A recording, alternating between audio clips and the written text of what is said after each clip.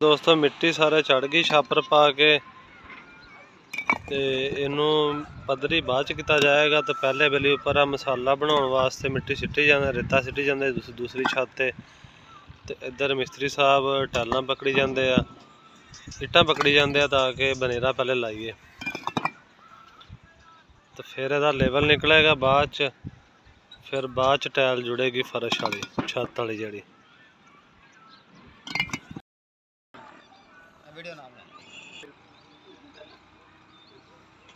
Result तो नहीं एवें किवें नहीं चढ़िया जाता, किवें मर्जी बंदा चढ़ जावे। मिस्त्री साहब आ गए थैला लैके उत्ते मसाला बनाने वास्ते। पौड़ी ना तोड़ दे यार।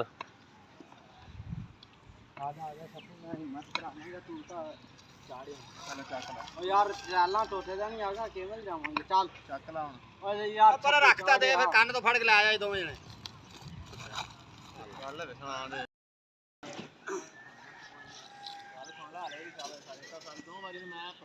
इधर सीमेंट बन गया जी, तो इधर बनेरे नूं पानी वज के इट्टां नाल ला के बनेरा लगेगा पहले।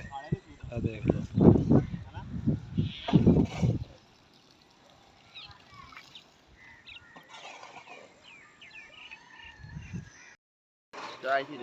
चार इंच दे जाना विच छापर विच।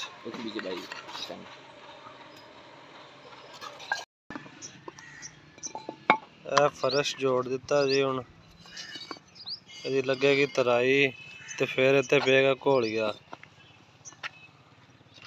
चेक कर लो ये ढाल किन्ने इंच दित्ती मिस्त्री साहब? 2 इंच ढाल दित्ती जी। इत्थे बरनाला लगना है स्नूकर च।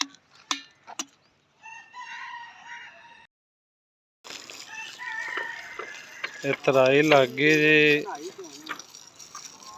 सवेरे तो घोलिया पेगा, अज तराई लग जाएगी, सुबह लग जाएगी तो फिर घोलिया पेगा।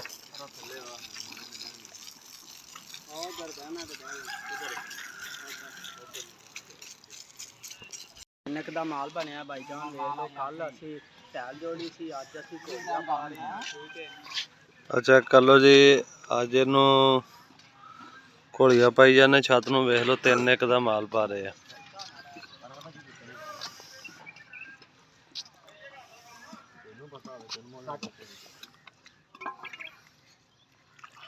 नहीं तू ही है सलीम को पता नहीं किता जी 20 साल दा। हां पता कर ला मैं हां तू कर यार पता तेरी गल हो रही फिर भी सलीम। चलो कल नु सही फिर। हां 5 लाख दे दे दुकाना लाने। आ चेक कर लो जी घोलिया पै रहा जी। नाल थोड़ी थोड़ी तराई लाई आंदे आ ते नाल ही पतला करके तो माल सिੱਟੀ आंदा है। एक मिस्त्री रला के ते एक दे पिछे फट्टी मारी आंदा है।